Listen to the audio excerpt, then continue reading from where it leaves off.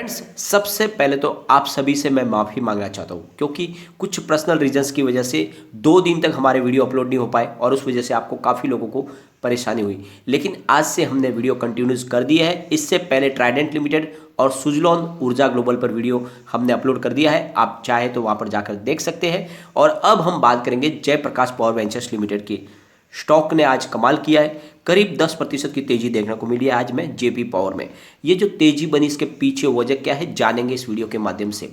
क्या power sector में आगे भी ऐसी ही तेजी जारी रहेगी और क्या इस समय हमें जेपी पावर में इन्वेस्टमेंट करना चाहिए, क्योंकि काफ़ी गिरावट के बाद स्टॉक ने फिर से 2 डिजिट दिखा दिया है। तो क्या अब स्टॉक तेजी से आगे भाग सकता है या फिर वापस हमें गिरावट देखने को मिलेगी, तो सारी संभावनाओं को तलाशेंगे इस वीडियो के माध्यम से। जेपी पावर काफ़ी समय से बहुत ही ज़्यादा एक्टिव है, यानी बाजार में वॉल्यूम के मामले में आज नंबर 1 पे है जेपी पावर। और ये इशारा है कि बड़े फंड हाउस की काफ़ी अच्छी खरीदारी भी हो रही है और इसी ने पूरा गेम पलटा है। तो जानेंगे उन खरीदारी को भी, कितना बजे कितनी डील हुई, लेकिन साथ में एक बड़ी खुशखबरी भी है इस पावर सेक्टर के लिए, उसको भी डिस्कस करेंगे। लेकिन फ्रेंड, उससे पहले अगर आप पहली बार हमारे चैनल पे आए तो चैनल को सब्सक्राइब कर दीजिए, एक बेल आइकॉन दबा दीजिए ताकि जब भी नया वीडियो बने पहला नोटिफिकेशन आपको मिले। वीडियो पसंद आए तो लाइक शेयर जरूर कीजिए। चलो फ्रेंड, वीडियो स्टार्ट करते हैं। मैं हूँ आपका दोस्त SB दवे और हमारे अपने चैनल ऑनलाइन कमाई में आपका बहुत बहुत स्वागत है। सबसे पहले आज के कारोबार को डिस्कस कर लेते हैं। स्टॉक ओपन हुआ 9.20 पर, यही लो थी दिन भर की। हाई है 10.05 की, यानी यहाँ पे हमें शानदार तेजी देखने को मिली। अपर सर्किट लगता हुआ दिखाई दिया है, यहाँ पे 10% की तेजी देखने को मिली। काफ़ी अच्छा लग रहा है स्टॉक। फ्रेंड्स, यहाँ पे अगर हम देखें तो इसने 10.35 की हाई बना दी थी 12 जनवरी को। उसके बाद में स्टॉक में काफ़ी ज़्यादा हमें गिरावट भी देखने को मिली, लेकिन स्टॉक फिर से 2 डिजिट में आ गया, जो एक बहुत अच्छी बात है। आज सबसे अच्छी बात यह रही कि निफ्टी एनर्जी में गिरावट थी, यानी निफ्टी एनर्जी फिलहाल 25,270 पर है, जहाँ पे हमें 0.09% की गिरावट देखने को मिली और इसके पीछे वजह बनी बाजार में बड़ी गिरावट। तो इस गिरावट के बावजूद भी जेपी पावर का शेयर आज मजबूती के साथ में आगे दौड़ता हुआ दिखाई दिया। अगर सेंसेक्स की बात करें तो इसने अपने 60,000 के लेवल को भी तोड़ दिया है। यहाँ पे सेंसेक्स फिलहाल 59,464 पर आ गया है, करीब 634 पॉइंट की बड़ी गिरावट देखने को मिली, यानी 1.06% की गिरावट हुई आज सेंसेक्स में। और तो ये थोड़ी सी मायूसी बाजार के लिए है फिलहाल, क्योंकि 60,000 के लेवल को इसने तोड़ा है। फिर से हो सकता है कि बाजार में अभी भी दबाव आगे जारी रहे, लेकिन इसके बीच में जेपी पावर काफ़ी मजबूत लग रहा है। BSE की अगर हम बात करें तो 5,31,20,000 का वॉल्यूम हुआ, सामने 2,06,37,000 की डिलीवरी उठाएगी। डिलीवरी का परसेंटेज 38.85% है, तो ज़बरदस्त डिलीवरी बेस काम हुआ है। अगर वॉल्यूम को एनालिस करें तो पिछले 1 महीने पहले इसका 35 करोड़ रुपीज़ का वॉल्यूम हुआ था, 1 वीक पहले 24 करोड़ रुपीज़ का वॉल्यूम हुआ था, कल इसका 21 करोड़ रुपीज़ का वॉल्यूम हुआ था, आज 27 करोड़ रुपीज़ का वॉल्यूम हुआ। तो वॉल्यूम में ज़बरदस्त बढ़ोतरी है।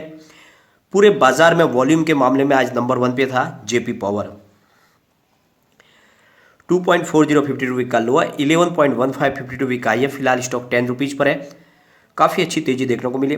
यहाँ पे सबसे बड़ी बात निकल के ये आ रही है कि पावर सेक्टर में आगे भी तेजी जारी रह सकती है और इसके पीछे वजह है इकोनॉमिक एक्टिविटीज़ में रिकवरी। ज़बरदस्त बहुत ज़्यादा रिकवरी हो रही है, इकोनॉमिक एक्टिविटीज़ बढ़ रही है और ऐसे में पावर कंज्यूमशन बढ़ेगा, क्योंकि अगर इकोनॉमिक एक्टिविटीज़ बढ़ेगी, कारोबार आगे बढ़ेगा, तो सीधा बेनिफिट मिलेगा पावर सेक्टर को, क्योंकि पावर कंज्यूमशन बढ़ेगा। तो ऐसे में आने वाले समय में पावर सेक्टर के शेयर तेजी से आगे बढ़ते रहेंगे। तो ये आपको इस समय इन्वेस्टमेंट करना चाहिए। अच्छे वाले पावर सेक्टर के पेनी स्टॉक हो चाहे फंडामेंटली मजबूत स्टॉक हो, उनमें निवेश के बारे में आपको सोचना चाहिए, क्योंकि इनका भविष्य बहुत ज़्यादा ब्राइट है आगे का। और भले ही थोड़ा ओमिक्रॉन का डर तो है, लेकिन उसके बावजूद भी लोगों ने अब कोरोना के साथ जीना सीख लिया, तो फिर आगे एक्टिविटीज ऐसी बढ़ती रहेगी और लॉकडाउन की संभावना धीरे धीरे कम हो चुकी है, क्योंकि WHO ने भी कह दिया कि लॉकडाउन कोई सॉल्यूशन नहीं है और इसीलिए यहाँ पे लॉकडाउन की संभावना अब नहीं लगेगी। यहाँ पे ठीक है, स्टेट वाइज कुछ बंधन लग सकते हैं, लेकिन ओवरऑल पूरे हिंदुस्तान में लॉकडाउन की संभावना फिलहाल है नहीं। तो ऐसे में इकोनॉमिक एक्टिविटीज चलती रहेगी, तो पावर सेक्टर में हमें तेजी आगे देखने को मिल सकती है। फ्रेंड्स, अगर रिटर्न को देखें हम जेपी पावर के, तो पिछले 5 साल में इसने 140% का 148% का पॉजिटिव रिटर्न दिया है। 3 ईयर के हिसाब से 410% का शानदार रिटर्न दिया है। 1 ईयर के हिसाब से 237% का पॉजिटिव रिटर्न है। 3 मंथ के हिसाब से 76.11% का पॉजिटिव रिटर्न है। 1 मंथ के हिसाब से 95.10% का पॉजिटिव रिटर्न है। 1 डे के हिसाब से करीब 1% का गिरावट देखने को मिला है। तो कोई चिंता की बात नहीं है, स्टॉक ने फिर अच्छी खासी रिकवरी दिखा दी है, जो गिरावट थी वो थम चुकी है और ये मजबूत स्टॉक है, इसीलिए आगे जा रहा है। अगर इसके पेयर्स के साथ में कंपेयर करें तो जेपी पावर ने पिछले एक साल में 217% का पॉजिटिव रिटर्न दिया है, जबकि एनटीपीसी ने 31.55% का ही पॉजिटिव रिटर्न दिया है। लेकिन जेएसडब्ल्यू इससे भी आगे निकला है, उसने 333% का पॉजिटिव रिटर्न दिया है। यहाँ पे जो सबसे अच्छी बात निकल कर आई है कि इस बार जो प्रमोटर होल्डिंग है उसमें हमें बदलाव देखने को नहीं मिला। जो सितंबर में थी 26.02% वही अभी है। गिरवी शेयर उनके उतने ही है, यानी 87.30% की जो होल्डिंग उनकी गिरवी है पिछले क्वार्टर से वही है। लेकिन यहाँ पे सबसे अच्छी बात है कि एफआई लगातार इन्वेस्टमेंट कर रहे हैं, और एफआई हम वो उन्हीं स्टॉक में लगाते हैं जो आगे जाके बहुत तेज़ी से उनके इन्वेस्टमेंट को बढ़ा सके। तो उनकी राडार पे अगर ये जेपी पावर आ चुका है तो ये आप समझ लो कि जेपी पावर तेज़ी से आगे बढ़ेगा। जून में एफआई ने यहाँ पे 0.5% की ही होल्डिंग रखी थी, सितंबर में बढ़ा के 0.90% की, और दिसंबर आते थे उनकी होल्डिंग 1.02% की हो गई। तो एफआई लगातार इन्वेस्टमेंट कर रहे हैं। और जो यहाँ पे डीआई है उनकी होल्डिंग थोड़ी सी कम हुई है, यानी 35.13% की होल्डिंग जून में थी, 28.72 हुई सितंबर में, फिलहाल 23.28% की होल्डिंग है। तो डीआई ने कुछ अपनी प्रॉफिट बुकिंग की है, लेकिन एफआई लगातार इन्वेस्टमेंट करे। और आज जो बड़े आंकड़े निकल कर आए वो ये इशारा कर रहे हैं कि बड़े फंड हाउस की खरीदारी शुरू हुई, लेकिन वो बाद में हुई, और उसी वजह से आज बड़ी तेजी हमें देखने को मिली। सुबह यहाँ पे जनरल पब्लिक का ही कारोबार हमें देखने को मिला, और आज जो बड़े आंकड़े निकल कर आए वो ये इशारा कर रहे हैं कि बड़े फंड हाउस की खरीदारी शुरू हुई, लेकिन वो बाद में हुई, और उसी वजह से आज बड़ी तेजी हमें देखने को मिली। सुबह यहाँ पे जनरल पब्लिक का ही कारोबार हमें देखने को मिला। यहाँ पे बड़ी जो डील हुई वो बहुत लेट हो शुरू हुई है, यानी तो आप देख लो कि जो फर्स्ट डील हुई है बड़ी बल्क डील वो 2:10 पर हुई है, जहाँ पे 9.60 की प्राइस है 27,44,000 शेयरों की एक बड़ी डील हुई। और इसके बाद में फिर 2:13 पर 9.70 की प्राइस से 21,79,000 शेयरों की एक बड़ी डील हुई। और यहाँ पे ये जो डील है इसके माध्यम से माल खरीदा गया और इसीलिए लगातार तेजी भी बनी है। फिर 3:09 पर 10.05 की प्राइस से करीब 53,31,000 शेयरों की बड़ी डील हुई। और उसके बाद में उसी समय यानी 3:09 पर 10.05 की प्राइस से करीब 53,18,000 शेयरों की डील हुई। फिर उसी समय 3:09 पर 10.05 की प्राइस से 29,54,000 शेयरों की बड़ी डील हुई।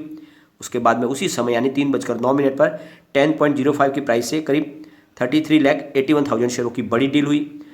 और यहाँ पे लगातार ये खरीदारी हुई है बड़ी डील के माध्यम से, और इसीलिए लगातार यहाँ पे तेजी हमें देखने को मिली। फिर 3:11 पर 10.05 की प्राइस से 25,16,000 शेयरों की बड़ी डील हुई। उसके बाद में 3:17 पर 10.05 की प्राइस से करीब 30,25,000 शेयरों की बड़ी डील हुई। और ये जो लगातार बड़ी डील हुई इसी वजह से यहाँ पे हमें अपर सर्किट लगता हुआ दिखाई दिया। तो तेजी जो बनी है इसके पीछे वजह यह है कि बाद में 2 बजे के बाद में बड़े फंड हाउस ने बड़ी खरीदारी शुरू की। उससे पहले पूरे दिन आज बाजार में सिर्फ छोटी खरीदारी हुई है, छोटी डील हुई, यानी रिटेल इन्वेस्टर ने ही कामकाज किया। लेकिन 2 बजे के बाद बड़े फंड हाउस की खरीदारी शुरू हुई और फिर यहाँ पे हमें पूरा पासा पलटता हुआ दिखाई दिया, बड़ी तेजी बनी। जबकि उसके पहले 3 से 4% की ही तेजी देखने को मिल रही थी हमें जेपी पावर में, लेकिन जैसे ही बड़े फंड हाउस की खरीदारी शुरू हुई 10% की हमें शानदार तेजी देखने को मिली। यहाँ पे कम्युनिटी सेंटिमेंट स्टॉक के साथ में 84% बाय की कॉल है, 6% सेल की कॉल है, 10% होल्ड की कॉल, यानी 100 में 94% लोग इसको लेना पसंद करें, जो बहुत अच्छी बात है। एक बार इसका पिवट लेवल चेक कर लेते हैं। तो यहाँ से अगर स्टॉक स्लिप हो जाता है तो 8.80 पर इसको फर्स्ट सपोर्ट मिलेगा। स्टॉक और नीचे गया तो 8.45 तक जा सकता है। जो थर्ड सपोर्ट निकल के आ रहा है वो 8.10 का है। ऊपर की तरफ मूव करने पे जो टारगेट निकल के आ रहा है 9.50 का फर्स्ट टारगेट है, 9.85 का सेकंड टारगेट है और 10.20 का थर्ड टारगेट है। तो आप देख लो करीब स्टॉक 10.05 पर तो आ चुका है। तो ऑलरेडी इसने 2 टारगेट अपने हिट कर लिए, फिलहाल 1 टारगेट ही बाकी। इसका मतलब स्टॉक बुलिश जोन में आ चुका है, यहाँ से अब तेजी बन सकती है। तो इन्वेस्टमेंट अगर आपने अभी तक नहीं किया तो कर सकते हैं। यह स्टॉक कमाल करने वाला, आने वाले समय में बहुत अच्छी इसमें तेजी बन सकती है, क्योंकि पावर सेक्टर में आगे भी तेजी जारी रहेगी और इसलिए इस समय इन्वेस्टमेंट आप कर सकते हैं। बाजार में इस समय थोड़ा सा दबाव बना हुआ है क्योंकि सेंसेक्स फिलहाल 59,000 पे आ चुका है। तो यहाँ पे हो सकता है बाजार में गिरावट होता है, ऐसे समय में हर शेयर में गिरावट होती है। तो आप चाहे इन्वेस्टमेंट करना तो थोड़ा थोड़ा करके एक साथ में ना करें, लेकिन जरूर करें, ये बहुत अच्छा स्टॉक है। लेकिन फ्रेंड, कोई भी इन्वेस्टमेंट करने से पहले अपने फाइनेंशियल एडवाइजर से एक बार एडवाइस ले लें या अपना खुद का रिसर्च करें, क्योंकि मैंने वीडियो आपके एजुकेशनल पर्पज के लिए ही बनाया। वीडियो पसंद आए तो लाइक शेयर जरूर कीजिए और चैनल को सब्सक्राइब कर दीजिए। Thank you friend.